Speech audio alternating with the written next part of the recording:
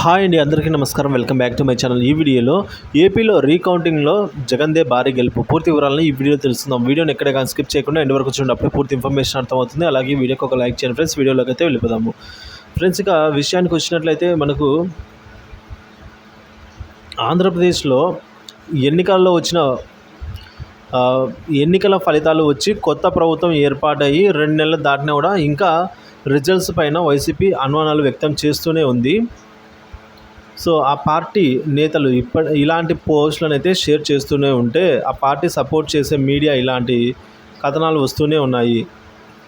So ఇవన్నీ ఒక ఎత్తు అయితే, ఇప్పుడు ఒంగోలులో జరుగుతున్న వ్యవహారం మరొక ఎత్తు అండి. 2024 అసెంబ్లీ ఎన్నికల్లో ఒంగోలు స్థానం నుంచి ఓడిపోయిన మాజీ మంత్రి బాలినేని శ్రీనివాసరెడ్డి తన ఫలితాలపైన అనుమాన పడుతూ ఉన్నారనమాట. ఈవీఎంలలో ఏదో జరిగిందన్న ఆయన డౌట్స్ క్లియర్ చేయాలన్న ఎన్నికల సంఘానికి అభ్యర్థన పెట్టుకున్నారు. సో ఆయన రిక్వెస్ట్ మేరకు ఎన్నికల సంఘం కూడా స్పందించింది. డౌట్ క్లారిఫై చేసేందుకు మాక్ పోలింగ్ అయితే నిర్వహించాలని డిసైడ్ అయిపోయింది. సో 12 ఈవీఎంలు 4 రోజుల ప్రక్రియ. మొత్తము ఒంగోలులో అనుమానాస్పదంగా ఉన్న 12 ఈవీఎంలలో మాక్ పోలింగ్ అయితే నిర్వహించనున్నారు. భాగ్యనగర్ గోదాముల్లో ఉన్న ఈవీఎంలకు మాక్ పోలింగ్ నిర్వహిస్తారు. 4 రోజుల పాటు ఈ పోలింగ్ ప్రక్రియనే చేపడతారు. ఇక 3 రోజుకు 3 ఈవీఎంలు మాక్ పోలింగ్ అయితే జరుగుతాయి. ఇక బెల్ ఇంజనీర్ల సమక్షంలో ప్రక్రియ అయితే మొత్తం కొనసాగనుంది.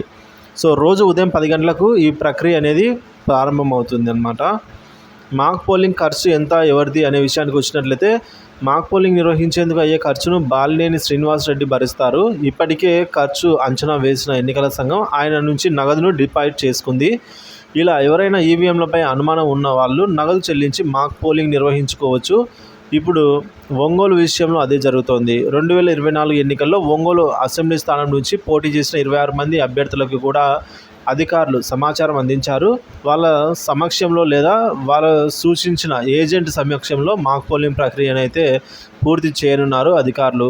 కలెక్టర్ తమీం అన్సారియా అలాగే ప్రత్యేక కలెక్టర్ ఝాన్సీ లక్ష్మి ఆధ్వర్యంలోనే ఈ ప్రక్రియను పూర్తి చేసి అధికారులకు రిపోర్ట్ను అందజేస్తారు. 2024 ఎన్నికల్లో గెలిచిన టీడీపీ అభ్యర్థి జనార్దన్ రెడ్డి అండి అక్కడ. సో మొన్న జరిగిన ఎన్నికల్లో ఒంగోలు అసెంబ్లీ నియోజకవర్గం నుంచి వైసీపీ తరఫున పోటీ చేసిన బాలినేని శ్రీనివాసరెడ్డిపై అయితే కూటమిలో టీడీపీ నుంచి పోటీ చేసిన దామచర్ల జనార్దన్ రావు విజయం సాధించారండి. ఇక జనార్దన్కు 1,18,800 ఓట్లు వస్తే బాలినేనికి 84,774 ఓట్లు మాత్రమే అక్కడ నమోదయ్యాయి అన్నమాట.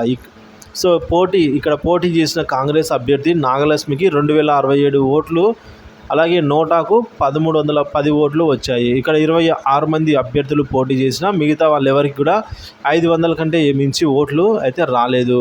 సో ఈ విధంగా వాళ్ళ సమక్షంలోనే మాక్ పోలింగ్ అనేది నిర్వహిస్తారనమాట. లేదా వాళ్ళు సూచించిన ఏజెంట్ ముందరైనా కూడా మరో 4 రోజుల్లో మనకైతే మొత్తం రీకౌంటింగ్లో తేలిపోనుందండి. సో ఈ విధంగా అయితే ఉండబోతోంది.